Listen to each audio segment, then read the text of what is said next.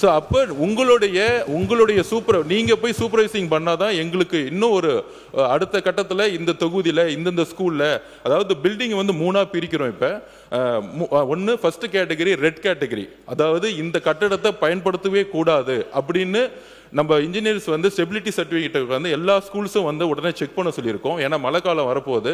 அப்போ நீங்களும் போய் ஆய்வு பண்ணிட்டு வரும் பொழுது இந்த பில்டிங்கில் ஸ்டெபிலிட்டி, இந்த பில்டிங் ஸ்டெபிலிட்டி இல்லைன்னா இம்மீடியட்டாக அந்த இடத்துல ஒரு ரெட் ஸ்டிக்கர் ஒட்டி சீல் வச்சிருவோம். பள்ளிக்கல்வித்துறைக்கும் நம்ம உடனே சொல்லிடுவோம், அந்த இடத்துல எந்த மாணவ மாணவிகள் உட்கார வைக்கவே கூடாது அப்படின்னு நம்ம சொல்லிடுவோம். அடுத்தது வந்து எல்லோ ஸ்டிக்கர், இந்த இடத்த வந்து ஸ்டெபிலிட்டி வந்து உடனே பண்ணி ஆகணும் அப்படிங்கிற ஒரு எல்லோ கலர் ஸ்டிக் ஒட்டிடுவோம்.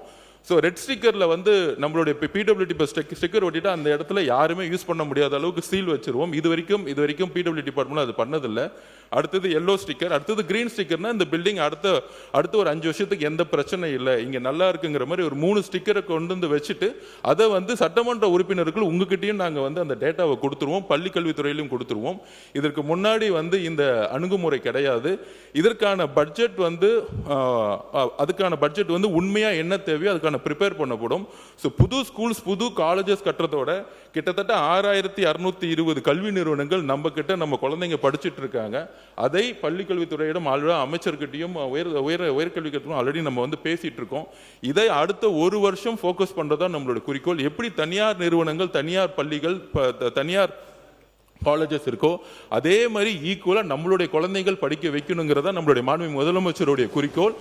இதை உங்ககிட்ட இருக்க சட்டமன்ற உறுப்பினர்கள் உங்களுக்கு ஒரு குழு இருக்கும், நீங்க கொண்டு வந்து உடனடியாக இந்த ஸ்கூல்ல பிரச்சனை இருக்குன்னா அதையும் நாங்க வாங்கி உடனடியாக சரி செய்யறதுக்கு எல்லா விதமான முன்முயற்சிகளும் மேற்கொள்ளுங்கிறத நாங்க இங்க பதிவு பண்றோம். நன்றி.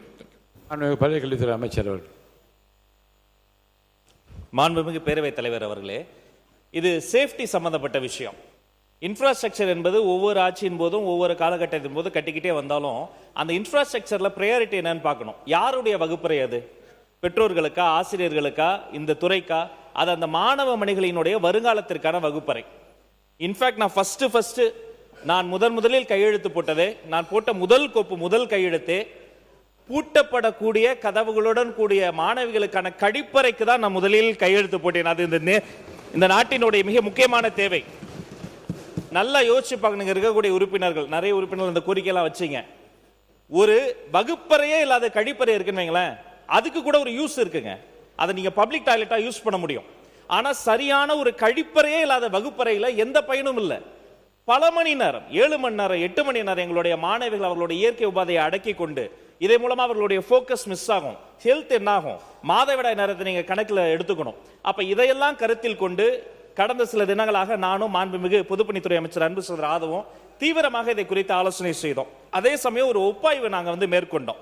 2022, 2025 அந்த ஆண்டு கணக்குள்ளார பாத்தீங்கன்னா வகுப்பறைகள், இந்த உட்கட்டமைப்பு வசதிகள்லாம் கிட்டத்தட்ட ஒரு 5000 வகுப்பறைகள் வந்து அவங்க வந்து பண்ணியிருக்கிறாங்க.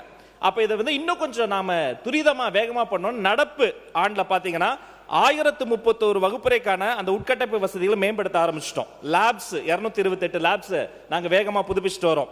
அறிவியல் ஆய்வகத்திற்கான உபகரணங்கள் 228, கழிப்பறை 216+28, திறன் பலகை 7840, இருக்கை மற்றும் பேஜை 10310.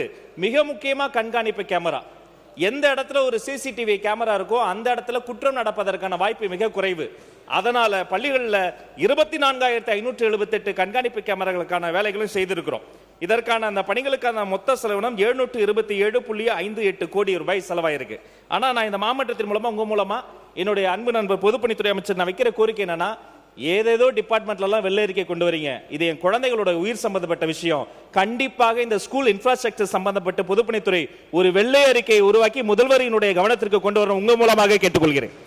மாண்பு உறுப்பினர் சிவகுமார் அவர்கள். இருங்க அவங்க கேட்கட்டே இருங்க. என்ன கிளாரிபிகேஷன்? என்ன மாண்பு உறுப்பினர் கிளாரிபிகேஷனா? எம்ஆர்கே பன்னீர்செல்வம். மாண்புமிகு பேரவைத் தலைவர்களே, இங்கே மாண்புமிகு பொதுப்பணித்துறை, பள்ளி கல்வித்துறை அமைச்சர்கள் 2 பேரும் இப்போ தான் புதுசாக கண்டுபிடிச்சுமே சொல்கிறாங்க. நாங்கள் இப்போ பள்ளிக்கல்வித்துறை அமைச்சர் சொல்லும்போது 5000 வகுப்பறைகள் கடந்த ஆட்சியில் கட்டப்பட்டது இப்போ சொல்கிறார். மீதி நாங்கள் கிட்டத்தட்ட கடந்த ஆட்சியில் வந்து இங்கே பள்ளிக்கூடங்கள் 6000 கட்டிடங்களை, வகுப்பறைகளை இடித்து மறுசீரமைப்பு செய்வதற்கு உத்தரவிட்டு அப்ப இங்கே எங்களுடைய முன்னாள் முதலமைச்சர் அவர்கள் அவர் நடவடிக்கை எடுத்தார்கள். அதேபோல் கழிப்பிடமே இல்லைங்கிற மாதிரி ஒரு கருத்தை உருவகப்படுத்தி 2 அமைச்சர்களும் பேசுகின்றார்கள். எல்லா பள்ளிகளிலும் அதுபோல கழிப்பறை வசதிகள் செய்யப்பட்டு கொண்டிருக்கிறது. படிப்படியாக கடந்த ரிப்பேர் செய்ய இல்லவே கட்டவே இல்லைங்கிற மாதிரி ஒரு மாறிய ஒரு தோற்றத்தை உருவாக்குகிறார்கள். ஆக நீங்கள் இல்லாத இடத்துல நீங்கள் கட்டுங்க சுத்தமாக. ஏன்னா பேசுவதை வந்து கடந்த ஆட்சியில் கழிப்பறையே இல்லாமல் கட்டுப்படுத்தி கொண்டிருக்கிறார்கள் என்ற ஒரு உருவகத்தை உருவாக்குகிறார்கள். அது தவறு. பிளே ஸ்டோர் மற்றும் ஆப் ஸ்டோரில் இருந்து பாலிமர் செயலியை QR கோடு மூலம் பதிவிறக்கம் செய்யுங்கள். செய்திகளை உடனுக்குடன் பெறுங்கள்.